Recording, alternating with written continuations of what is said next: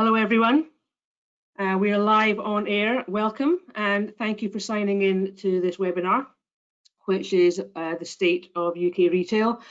My name is Alison Stephen and I look after all things retail and consumer for Enterprise Ireland in the UK. So I am talking to you from my flat in London where the weather is absolutely dreadful.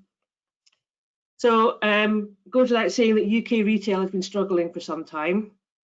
We hear the stories of the death of the high street, retailers close, their stores close. So it's been a bit doom and gloom for quite a while now. But the past 3 months, I can say, have been a complete disaster for the sector. Some have done better than others in terms of subsectors, but it has been one of the worst affected sectors in the UK, along with the likes of travel and hospitality. But this week is a really significant week, as non-essential stores in England at least have been allowed to open. The rules in Scotland and Wales are different, so we're not quite sure when they're going to be opening.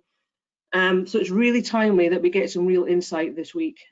So looking at retail pre-crisis, what's happened in the past 3 months, what's happening now, and also what's going to happen going forward, both in terms of the retailers and the shoppers. So I'm absolutely delighted that we have Brian Roberts to share some of his insights. Brian's on your screen now. He's one of the most respected retail experts in the UK. He has huge experience as an analyst in retail, but now he's a key worker as he is working on the shop floor with Tesco. So Brian's going to share some data, some insight for about 45 minutes or so, and then we'll have some Q&A to take us up to an hour. So a bit of housekeeping, you are all on mute. But if you'd like to join in terms of asking a question, then please put a question in the Q&A box and we will get through as many of them as we can. This is being recorded and the link will be sent to you probably tomorrow, so if you want to watch it again. For those of you who are active on social media, we are using the hashtags hashtag EvolveUK and hashtag StateOfRetail. So I'm going to switch my camera off and I'll come back to you later. So I'm going to hand over to Brian. So over to you, Brian. Thanks a lot. Well, thank you. Oh, that's right. Doing really well with flicking in between different slides there. Yeah, thanks, Alison, for the introduction. Apologies if you can hear the rainfall coming off my roof at the moment. It's a dreadful day here in northwest London. I wish I could promise you 45 minutes of unremitting good news regarding the prospects for the UK retail sector. Sadly, I'm probably not able to do that. I think hopefully what I can do is give you a bit of context and perhaps provide some hints towards the direction of travel in which the sector might be taking. There's a lot of stuff out there at the moment from various analysts and consultants and commentators about the future of the retail sector. Hopefully I'm a little bit unusually honest in that I'm going to say I don't have the faintest idea really what's going to happen. I don't think anyone can actually claim to do that. And you know, again, as Alison mentioned, we're coming off the back of arguably 20 years of big structural shifts in the sector. You know, structural shifts in terms of how the retailers are operating, in terms of how shoppers are behaving, how the government treats retail as well in the UK. So what I'll do is walk us through some of the themes that we saw pre-COVID and then take a look at what's been going on during the lockdown and what's likely to be happening the next few weeks, months, perhaps the next year or so as we progress. In terms of me, yeah, I've got over 20 years experience working with big retailers and big manufacturers predominantly, but also with banks, consultancies and so on. A variety of different market research and insights companies. Most recently I was working at a shopper loyalty company called TCC Global, and we worked with retailers like Tesco, Lidl and Aldi all around the world. In fact, you might remember some of our work with the food heroes with Lidl in Ireland. Well, hopefully you remember that. That was TCC working with Lidl there. Sadly, I moved on from TCC in good euphemism there, moving on. We parted our company in January this year. So I was looking for a new job, and then the COVID stuff happened. So in March, I decided to actually get a belated experience of the shop floor, applied for a job with Tesco. So ever since then, I've been working at a local Tesco superstore in northwest London. So a beautiful photo for you there of me in my delightful uniform. As I mentioned, I just want to touch briefly on where we were before COVID. Perhaps the 12 months before the lockdown happened, but also those longer term trends. Then look at what happened during lockdown. I don't think there's going to be any huge surprises in this section, because when you close most people's stores, unsurprisingly, they don't do very well. I think what I will spend more time on will be what can we expect from shoppers and consumers? How can we expect them to behave? What will their attitudes be? What kind of attitudinal trends can you tap into? And then looking at what the post-lockdown retail experience, obviously in the England part of the UK, we now have some glimpses of what this actually means in real life. And then I'll wrap up just by looking at some possible winners and losers as we hopefully return to some sort of routine behaviour. I promised myself I will not use the phrase new normal, so please shoot me if I do. But hopefully I won't lapse into that. So as I mentioned, UK retail has been in incredible trouble really ever since 2008. The financial crisis was sort of pretty devastating on a number of levels. Obviously, it really knocked consumer sentiment, it knocked people's spending power, and I think what it also did was expose a number of frailties within the retail sector. So retailers who built up too much debt, retailers who had completed sale and leasebacks on their property, essentially borrowing or selling the family silver. Retailers have been rinsed out by private equity. I have mixed views on private equity, generally negative. There's very few retailers who go through private equity return to the market in a better shape than when they were acquired. Very few exceptions indeed. So what we're seeing really is 2008 on steroids. This again is really going to expose the frailties. So even pre-COVID, the last 2, 3, 4 years, particularly in sectors like fashion, footwear, department stores, little bits and pieces of household goods, we've seen those retailers who've borrowed too much or have not had a very sensible real estate strategy. They were already being exposed. There was countless CVAs being enacted. There was plenty of belligerent behaviour towards landlords. Perhaps we might talk about that later on, but I think landlords are finally realising that their endless money tap will have to be turned off at some point if they want to actually have any tenants in their high streets, in their buildings or in their shopping centres. So I think there's going to be plenty more of that to come. But outside of grocery, retail's been in a pretty dark place for many years due to all of those perhaps mistakes or the influence of private equity or too much lending, but also the internet has become attributable for more and more of the sales. Another frustration for me is that people put a lot of blame on Amazon, but all of the retailers active in the UK had exactly the same access to the internet as Amazon did. They just chose to ignore it. I famously remember the leaders of HMV saying, well, this internet thing will never take off.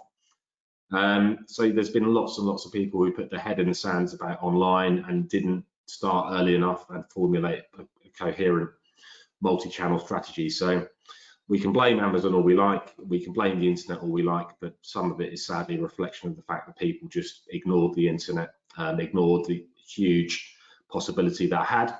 And some people, I think, rightly chose to ignore it. So Primark still doesn't sell online. There was a really annoying article a while ago saying, oh look, Primark sales are now 0 during lockdown. It's like, well, okay, thank you for that observation, but they chose not to plough money into a sales channel that would immediately dilute their margins. So, you know, I'm fully behind Primark on this, and they'll probably reap the benefit, as we've seen with very busy stores as we progress. So turning on to what happened a little bit more recently. So this was like Q4 2009, and obviously it includes the important Christmas period, and you know, the last real sense of normality that we've seen in terms of the numbers from the ONS. Brief health warning is the ONS retail sales data is renowned as being somewhat interesting, to put it mildly, and sometimes a bit crazy, to be sort of brutally honest. This is just a snapshot of what we saw in Q4. So we can see that with the exception of household goods stores and petrol stations, essentially, even grocery was seeing negative volumes. Obviously, already mentioned clothing and footwear, and the number of CVAs, the number of rights issues we've seen from clothing retailers over the last, well, certainly over the last 3 months, but over the last 3 years has been incredible. I think, you know, we can make a fair assessment that the UK fashion sector is horribly overshopped in terms of the number of stores. It's also a sector that's been surprisingly well catered for by online specialists like Boohoo or ASOS. And then, yeah, department stores, again, you know, I can sort of mention this throughout, but yeah, department stores, with the probably 2 or 3 notable exceptions, have been in an awful situation for a number of years now. Notably House of Fraser and Debenhams, who amazingly still managed to continue. And I mentioned the dubiousness around ONS data, but according to them, non-store retailing saw a big decline in Q4 as well, even though theoretically this includes online retailers. But really just a snapshot to suggest that even before the crisis struck, UK retail was not a happy place in the slightest. This one's a quite interesting slide for me. So even though it might be ONS data, which has the usual caveats and health warnings attached to it, the interesting column, well, perhaps the most interesting column for me in this is the third column there, which shows how important online already was for retail before this mysterious disease in Wuhan province was really hitting the front pages. So we can see, particularly in areas like household goods, you know, 17% of sales already going through online, nearly 19% in clothing, and yeah, so we're looking around 15% in terms of all non-food retailing, and in food it was 5.1, which I think more reliable data sources for the big supermarkets would suggest we were around 7-8% before the crisis happened. So again, a pinch of salt for these numbers, but they do give a kind of good snapshot of where we are at. But then just, you know, really showing year-on-year growth on the first column there. We can see, you know, again, department stores, clothing and footwear already on fairly shaky ground before COVID became such a massive issue for us. And it's interesting really to think back to the glorious, stress-free, happy days of 2019. This was me visiting the new concept John Lewis store in Southampton in, I think it was in November, early December last year. And it's just incredible to rewind and actually think about what good looked like, what the future looked like when it came to store-based retailing. Lots and lots of lovely cliches we can use at this point, like experiential retailing, retail theatre, touch and feel, service-driven retailing, retailing as brand emporium, you know, all this different types of cliches and buzz phrases which were knocking around last year. And we can see here on the left-hand side a menu of what John Lewis was offering in this glimpse of the future in Southampton. We can see me cavorting with Edgar the Dragon, who will now have to be, if he exists at all, kind of disinfected every 15 minutes with a 2-meter queue for people to have their selfies with a dragon. So it's just incredible to think how different retail was last year. It's about dwell time, it's about experience, it's about community, it's about one-on-one services, personal shopping, it's about changing rooms, which oddly to think might not be a thing anymore. So, fast forward to now, fast forward to today in John Lewis, Southampton, the cookery school is probably sat there gathering dust. Lots of these consultations, not just from John Lewis, but from all of the furniture retailers, from lots of the other department stores, from fashion retailers, have moved online. People like Boots are doing online beauty courses and all this type of stuff. So again, we're facing up to the fact that what was a vision of the future from 2019 just seems an almost alien concept now in June 2020. So this is their vision for electronics retailing, where groups of you could dwell and hear masterclasses about photography or about tablets or about you name it, and trying lots of different hair dryers and hair straighteners. All of these things are just absolutely unthinkable at the moment.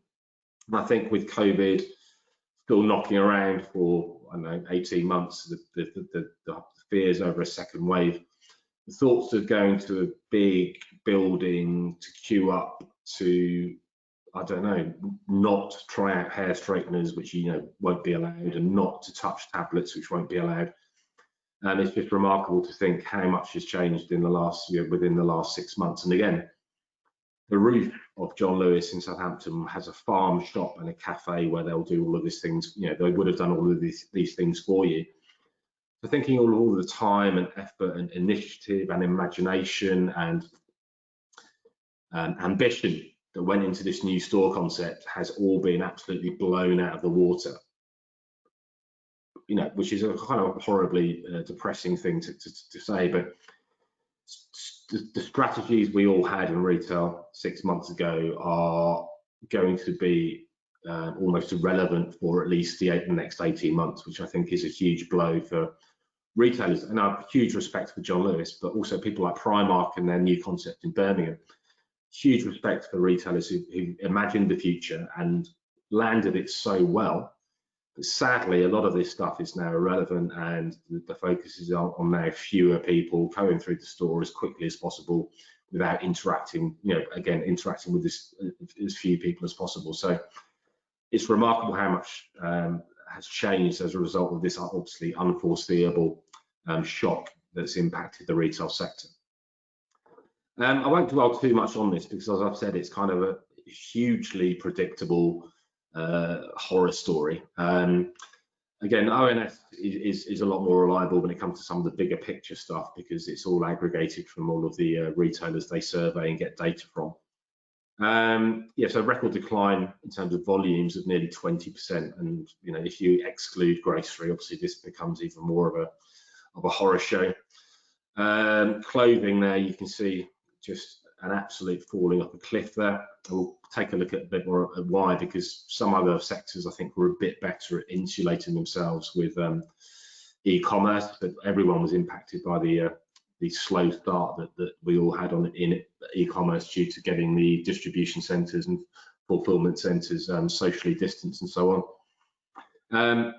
And then for non-food stores in general, the lowest level since records began. So I'm not surprising anyone by relaying this data, but it was an absolute disaster for retailers. And again, the sharpest month-on-month fall in April 2020. We haven't got any more up-to-date data yet due to the time lags, but one imagines that May will be worse, or just in the same sort of ballpark of depression as these data here. And within non-food, going into more detail, we can see that the pain was generally fairly equally dispensed across different specialities. Chemists obviously were less severely impacted, but a lot of their sales and endeavours were focused on chemists, on prescriptions rather than perfumes or toothpaste or baby stuff or whatever. So even they saw some significant declines there as well. But again, call out areas like jewellery, just fell off a cliff. And again, clothing, footwear, and so on. Again, had another bad time of it. I don't particularly like Next as a shop, even though I'm a middle-aged, boring person. Even I find Next too middle-aged and boring for me. But I do love Next for a number of reasons. It is a brilliant, brilliant business. An amazing track record until this year of really being ahead of the curve in terms of multi-channel retailing.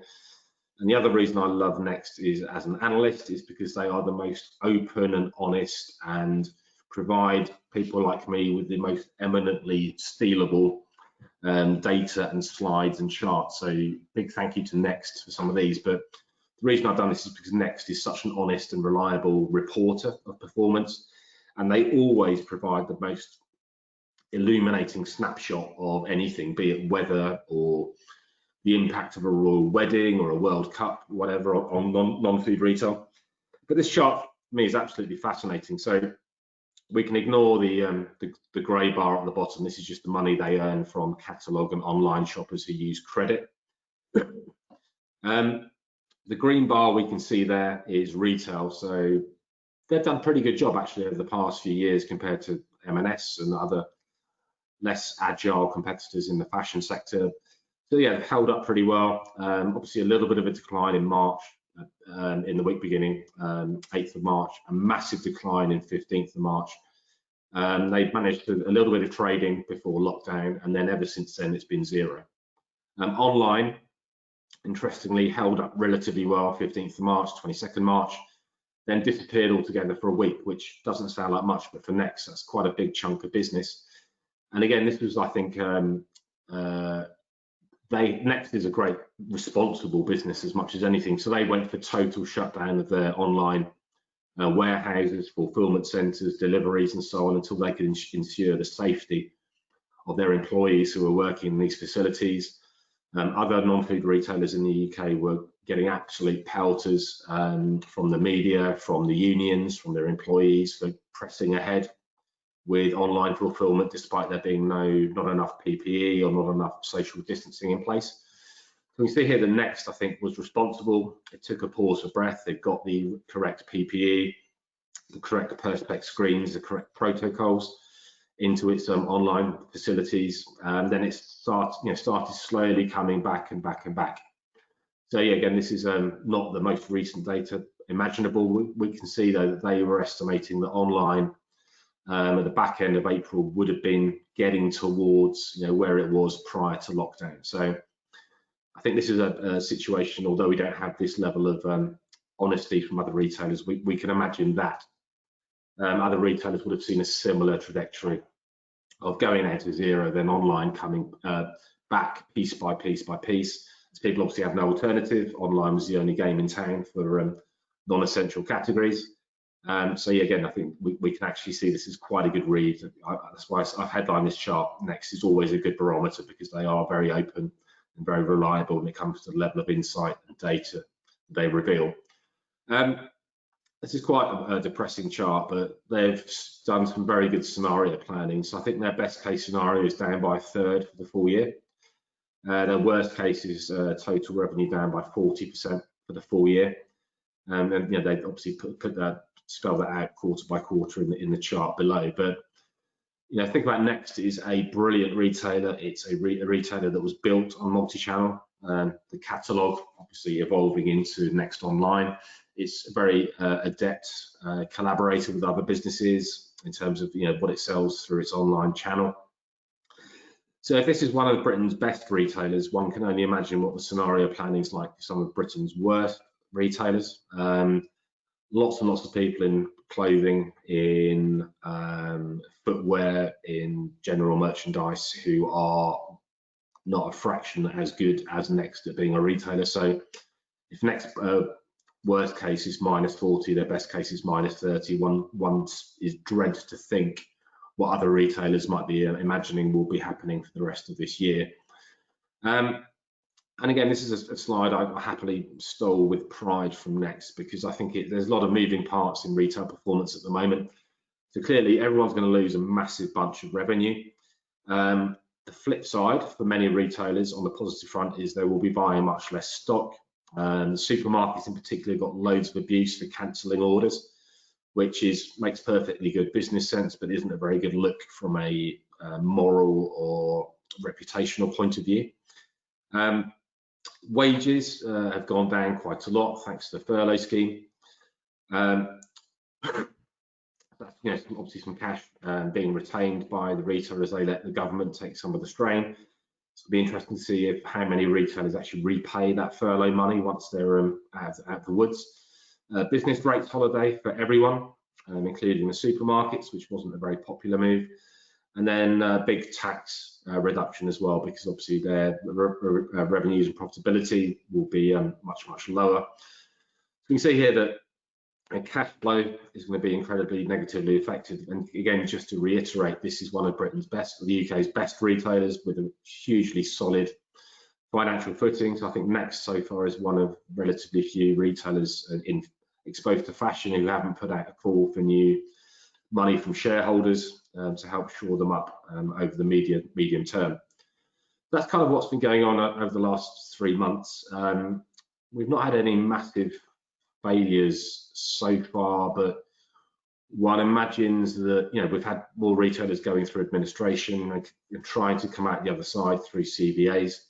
It's likely we'll see similar numbers of failures as we saw 2008, because I think sadly some retailers were just too fragile already in 2019, and this horrendous shock to the system I think could be fatal for a number of them. But for those retailers who are capable of surviving, I think what I'll spend 5-10 minutes on now will be what consumers and shoppers' behaviour, sentiments and attitudes is likely to be as we head out of lockdown. All of this assumes no second wave and no resumption of lockdown, touch wood, so glass half full on that front, hopefully. I generally like to base my assertions on a degree of evidence-based insight or data, but sometimes I like to unveil my spidey sense and kind of based on conversations and observations of what I've seen in store, what I've been hearing from other people within the retail business, within the real estate business, within the hospitality sector as well. And just briefly, I think for some shoppers, for some consumers, there's going to be a reevaluation of what buying stuff actually means. We've already heard for a few years now that I apologise for using the M word, but millennials want experiences rather than actual physical things. And I think even for all age groups, this might be making people wonder, do I need to spend £4 every morning on a coffee? Do I need to spend 40 quid a month on a gym membership when I can go for a walk or a run or a cycle? Do I need to buy a new pair of jeans every month, or X, Y, Z? Are people going to question the kind of relentless consumerism that they've embroiled themselves in, for the previous part of their lifetime? Other people, I think, are raring to go. So again, lots of anecdotal evidence. We saw this on Monday with people queuing around the block at Selfridges and Hermes and lots of the designer names in central London. So I think there will be some voluntary frugality. Again, why am I spending £4 a day on coffee? Why am I doing this, that, and the other when I don't need to? And there's uncertain times ahead. I should be perhaps saving more. But we'll come on to this in a second as well. But lots of enforced frugality as well, with people being forced to cut the cloth to kind of suit the situation. And then I think as well, a lot of retailers around are slightly concerned that if restaurants and pubs do reopen, or when they reopen, and if everyone goes crazy for that, when pubs reopen or when cinemas reopen, will that kind of take away some of the firepower, spending power that people have to go and spend in their stores? So there is a little bit of a shadow being cast by the reopening of the hospitality industry. Also, values matter. Lots of people are saying, well, shoppers are going to have really long memories. They're going to boycott Wetherspoons and Sports Direct. We've already seen Sports Direct hasn't been affected in the slightest. They had some of the longest queues that I saw in my local town centre on Monday. And I think on the positive side, what people like Co-op and Tesco and a lot of the big supermarkets, They're actually quite well liked now. They've helped the NHS, they've helped key workers, they've become key workers, they've really helped out the communities and food banks. So doing the right thing, I think, has become the right thing to do, and retailers are benefiting from that. Some of the non-food guys like Kurt Geiger, the footwear chain, have promised, you know, future profits to be going to, or share of future profits to be going to the NHS, huge discounts for NHS workers. So on the one hand, I think, yeah, having values has been a good thing. Businesses have been rewarded for doing the right thing. I don't think people are going to boycott Wetherspoons just because their leader was something of a, choose my words, had an interesting perspective on lockdown. And also I'm worried that, you know, people cherishing those companies that did the right thing will kind of run out of steam once they lose their jobs or they've got no money, once furlough runs out, and once businesses all across the country are having to perhaps close or reduce their level of employment. I think local will remain important. There's a really good show on the BBC last night about supermarkets and how they've been very active in trying to support local farmers who've suddenly run out. All of their hospitality customers have disappeared, so people like Morrison's have done really well to support local farmers. Personally, I've seen a lot more shoppers asking me. I've been working in the meat department in Tesco, and a lot more shoppers are asking me, is this British, or why isn't this British? So I'll be getting all sorts of grief about why we're selling loads of New Zealand lamb at the moment. So I think people do want to support local suppliers, be they from their part of the UK, their part of England, or their part of the UK in general, or from Ireland as well. There's a lot of goodwill. Tesco sourced a whole ton of beef from Ireland that was destined for the hospitality sector, but Tesco bought that up and was selling it through at good value, and shoppers really appreciated that it was, you know, sort of supporting locally suppliers. And so I think, you know, for any suppliers who can help remind shoppers this is helping jobs in the UK or Ireland, and it's, you know, furnishing local credentials, I think that will be a very sensible strategy in terms of comms, be that on products or in marketing, as we go forward. So this is some data from PwC, kind of builds, and apologies for the low quality of the text on the images I've been stealing from this particular website. The PwC is worth keeping an eye on. Actually, they've been tracking this monthly in terms of attitudes and likely spending intentions. But so this is some really interesting data. You know, so people have been shopping smaller shops instead of chains. I think some of that's probably driven by queuing at supermarkets, but they say they intend to continue doing so. So there has been, I think, a groundswell of popularity for shopping at independent retailers or smaller retailers rather than the big chains. I think there is an increasing awareness that we need to, as a UK public, support our local high streets, because they were already on their backsides, and this is really going to be, I think, the final body blow, unless we all rally around as shoppers and consumers and get behind them. Interestingly, there's been lots and lots of endeavours as well to try and, even though they're closed, to try and source groceries or beers or wines or spirits from the closed pubs and the closed restaurants through boxes or takeaway or home delivery. I think, you know, building on what I mentioned earlier, the people after lockdown are intending to support those brands and retailers who can offer some signal that they were supportive of key workers or vulnerable people within society. And in general, just being an ethical business or a brand that looks after employees, I think again will be an attribute which will be looked on favourably by shoppers as we move ahead. So there's been a huge shift in everyone's lifestyles, obviously. Lots and lots of interesting conversations I've been party to recently with guys in the property sector in particular about, you know, home working is going to continue kind of forever in a way. So although many people in the workforce were doing 5 days a week at a place of work, and that obviously will remain the case for anyone in hospitality or manufacturing or retail, but anyone who had a office job will be home working for at least 1 or 2 days a week, partly initially to ensure safe working practice in terms of social distancing, But also, I think people have proven themselves to be trustworthy, productive. Employers have worked out they're probably getting 2 hours extra out of employees by letting them work at home as well. So, we believe that home working will be very, very durable. So that's got a big impact on retail. So if I can get away with wearing jeans and a t-shirt rather than business suit 2 days a week, or if I get away with wearing sweatpants all day, or I don't need to buy a sandwich every day, I don't need to buy coffee, I don't need blah blah blah blah blah. So there's big impact on the endurance of home working. Probably good news if you're in the business of office furniture or electronics equipment. Probably good news as well if you sell anything related to health and well-being. So big issues around not just physical well-being, but also mental well-being and anxiety during this whole crisis. So lots of brands have been trying to kind of tap into that opportunity, which sounds a bit cynical, but there we go. I think there is an opportunity there to really build on anything that can be messaged around health and wellness, both physical and mental.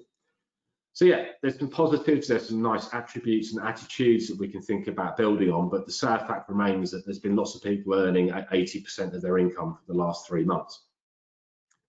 So nearly 9 million people on furlough, huge numbers in hospitality, obviously in food service and hotels and so on. Surprising number in manufacturing as well, but there's a lot of anecdotal evidence to suggest that for many furloughed staff, it's merely a precursor to redundancy, as companies just cannot get back on their feet after this. There's a sense that lots and lots of businesses across the entire economy are going to have to be a lot leaner, because demand will take time to recover. Customers, be they shoppers or business-to-business customers, are going to be a lot cagier about placing new orders or buying new services. So this is a big enforced recession in a way. There's 20% less spending power for a great many shoppers. There's going to be lots more. There's horrible jobs numbers out this week, and there's going to be a lot more horrible job numbers to come, sadly, as we progress through the year. So a big horrible recession is looming, which again is the last thing that retailers want to hear. But the reality of it is that this is going to be a horrible year for the UK shopper, and consequently this again further pressure on the UK retailers.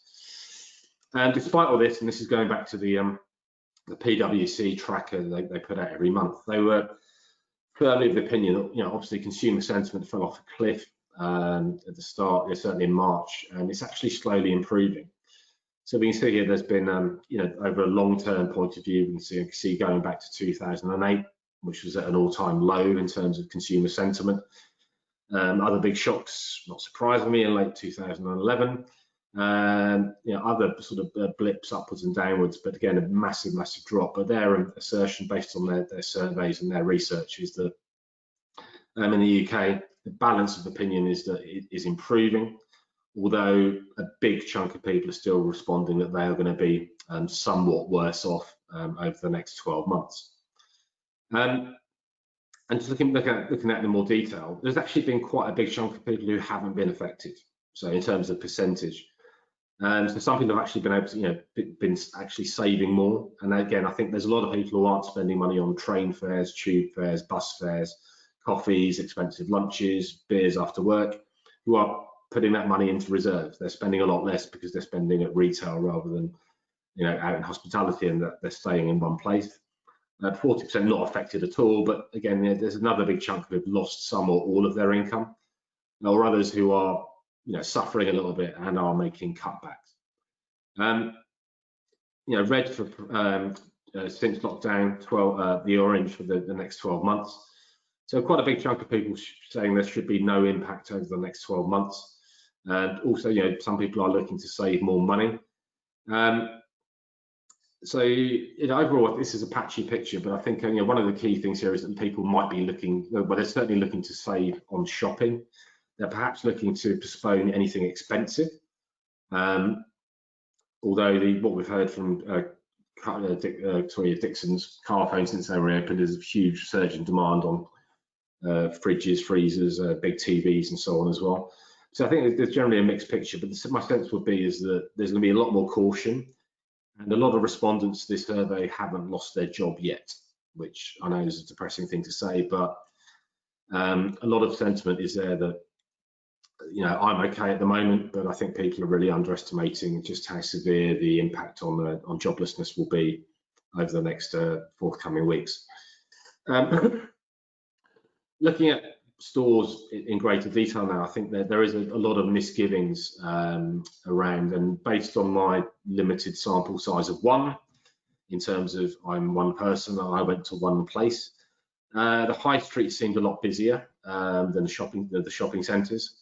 The only reason I think there was any great business in my local shopping centre is that's where the TK Maxx is. The other big queues in the high street were for Sports Direct and for Primark. So Primark, famous for its queues on Monday. But it's interesting, that I think the level of perceived risk kind of goes down. So people, I think, are a lot more. There's also a majority of people who are uncomfortable going into stores, but the level of comfort is a lot greater in the high street and decreases as you kind of go into an enclosed building like a shopping centre. So again, this is from YouGov, but there's a big chunk of people who are not too happy about going back into shops. So regardless of what we saw on social media, on the news, regardless of the footage from outside Primarks around the country, there's still a big chunk of people who don't feel the need or don't feel comfortable about returning to spending money in the retail sector anytime soon. There's a slight variation by age group, so this is data from global data. Bit more kind of a comfort when it comes to younger shoppers, 16 to 24, going back into stores. Perhaps unsurprisingly, given the medical vulnerability to COVID from those over the age of 65, there's a big drop-off in terms of comfort there. But it seems to be younger people a bit happier to take the risk in terms of going back and spending money on high streets or shopping centres. I think there's no great surprise in this data. This is the Walnut research that was published in Retail Week. Is that online will continue to be a beneficiary of this. People will feel more comfortable shopping online. A lot of people are the majority of people are asserting they're probably likely to, in the longer term, as likely to go back to stores as they always have been. So again, mixed messages, but I think the overall sentiment will be, eventually we might get to somewhere near business as usual on the high street, but overall there will be the ongoing drift to online in the future. And then there are obviously lots more implications when it comes to more particular behaviours. So there's been lots and lots of reports about items being quarantined, about the fact the virus can live on surfaces for 1, 2 or more days. So there's a real sense, I think, that people are going to be a lot cagier when it comes to touching and feeling products, when it comes to trying out items, when it comes to try things on. Much greater awareness about hygiene and health and wellness and so on.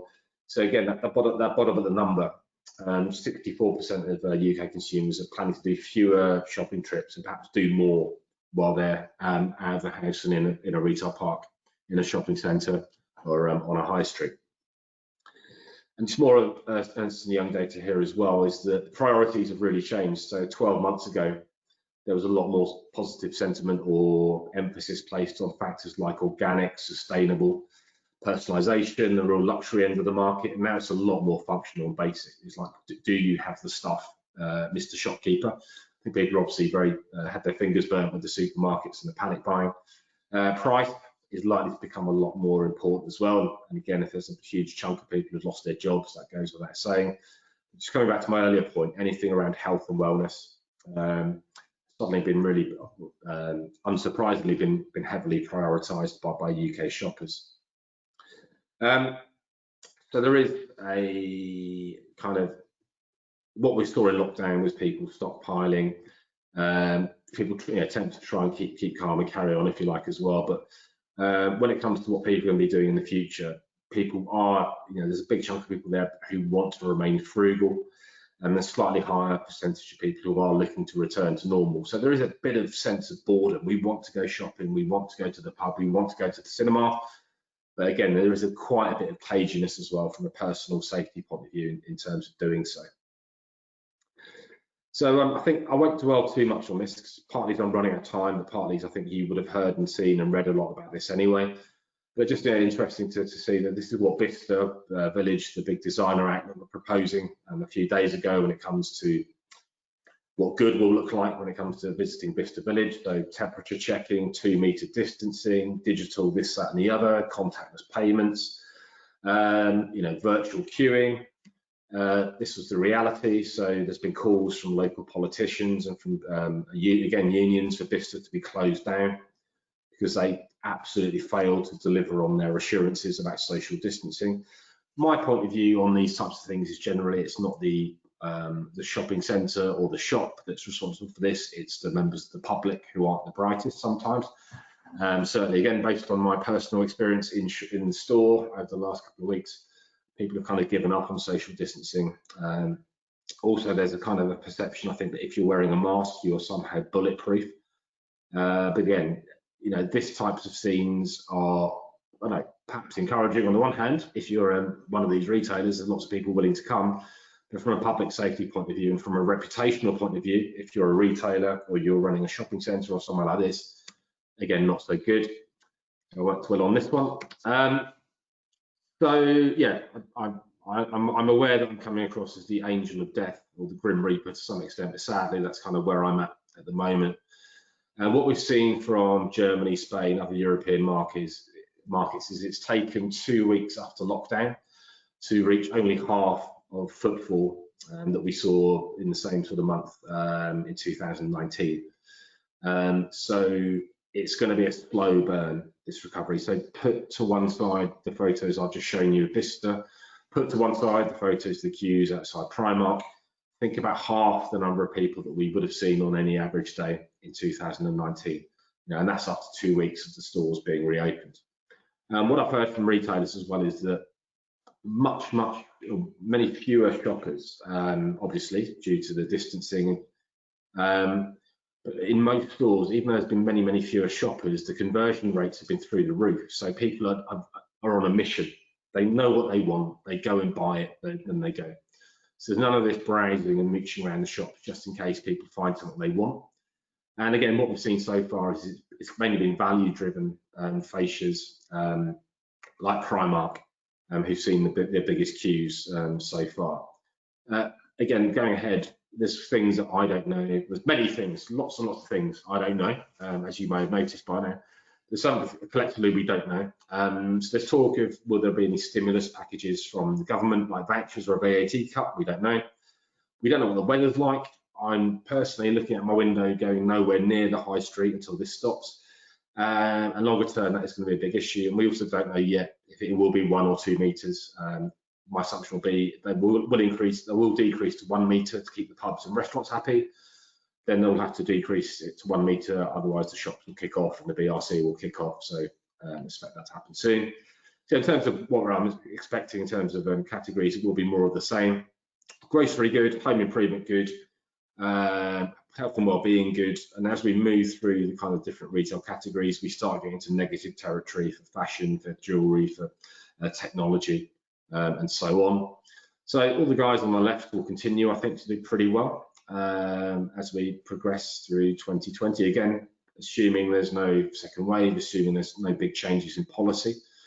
Unfortunately, the guys on the right-hand side will continue to see absolutely horrendous problems in terms of store closures, in terms of overall viability.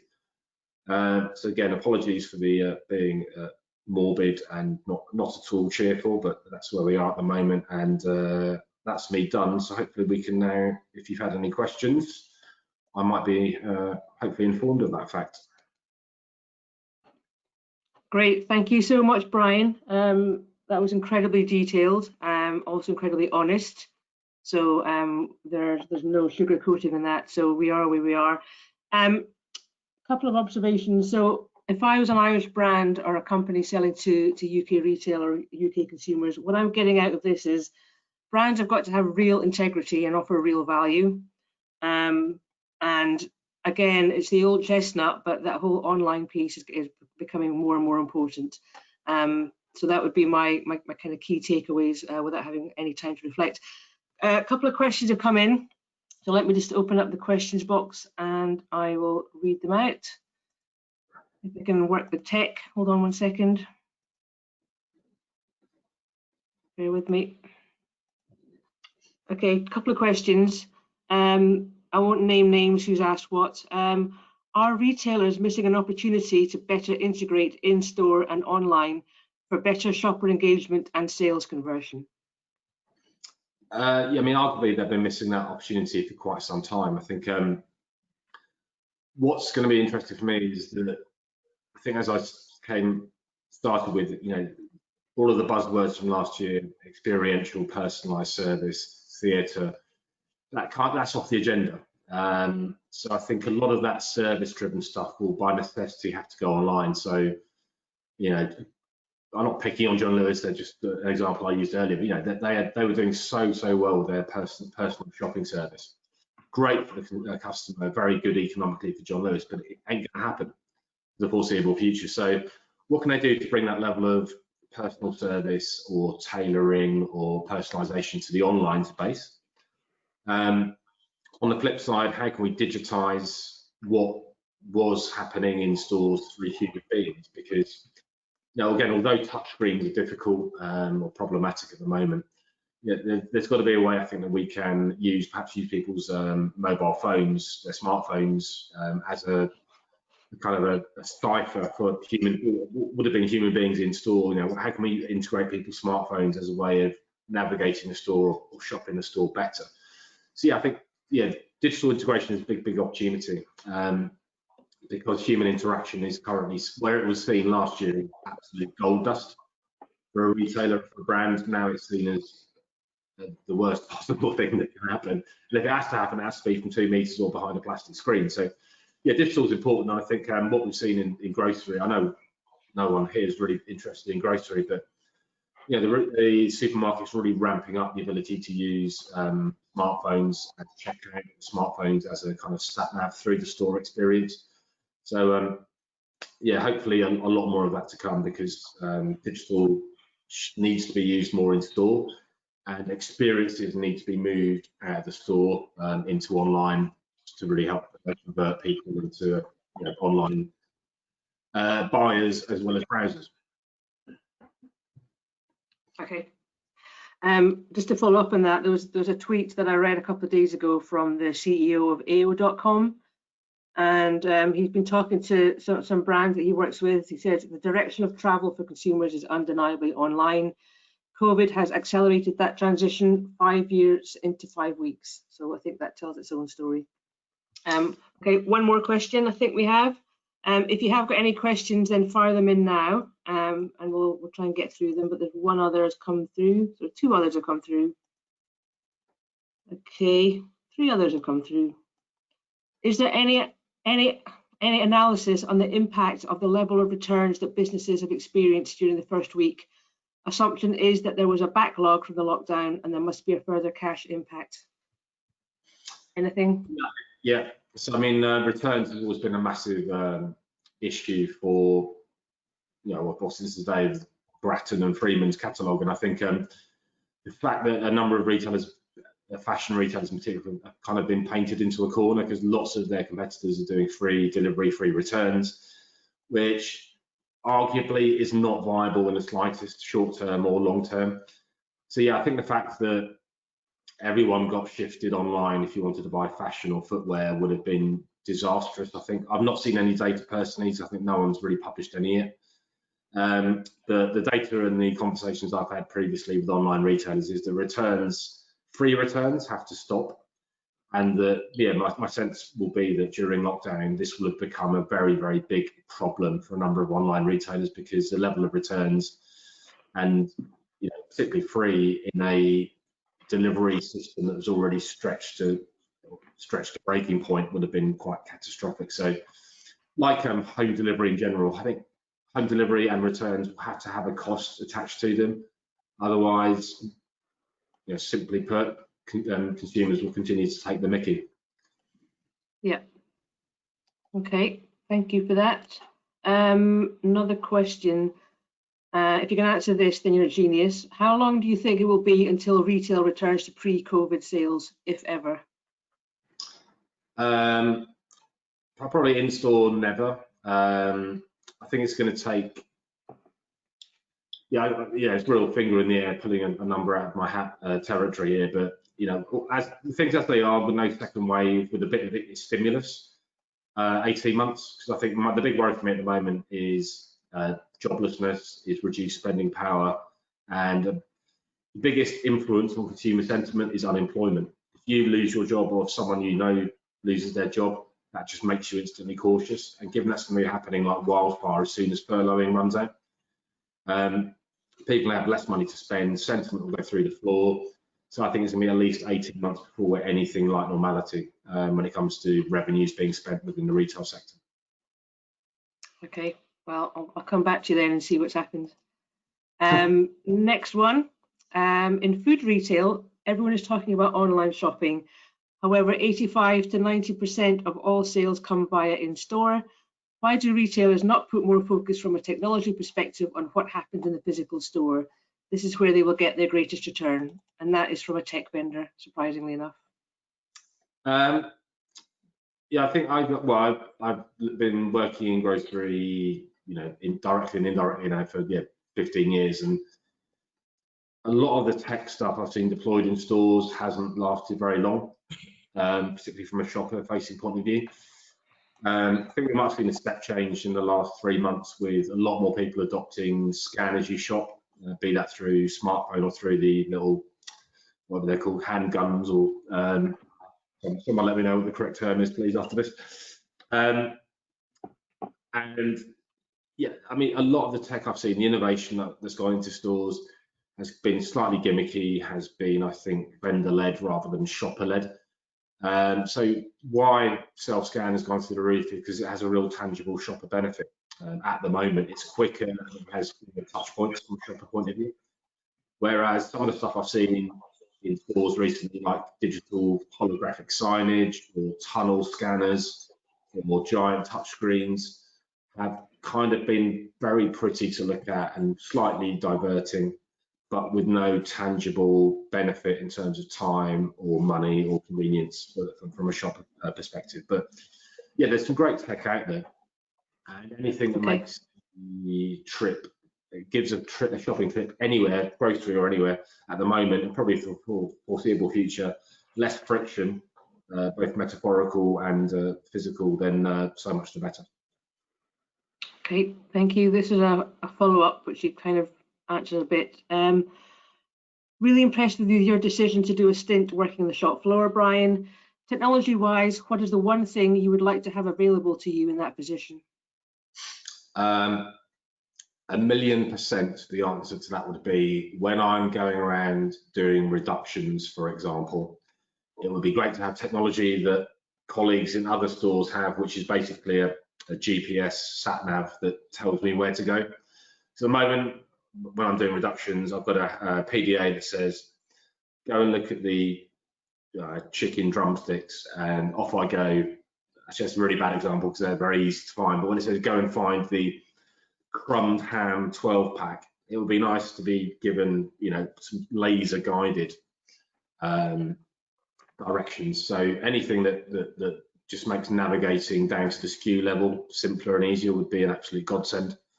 And apart from that, the real game changer will be some sort of automatic thermal vest that keeps me cold when I'm running around stocking shelves, and keeps me warm when I'm knee deep in chicken in the chiller. So.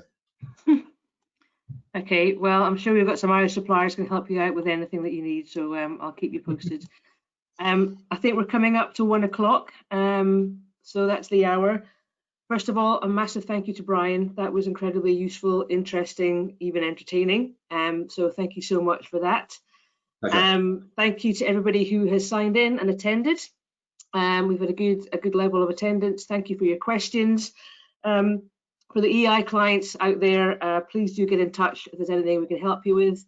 So once again, thank you to you all. Stay well, stay safe, and good luck. Thanks a lot. Bye-bye.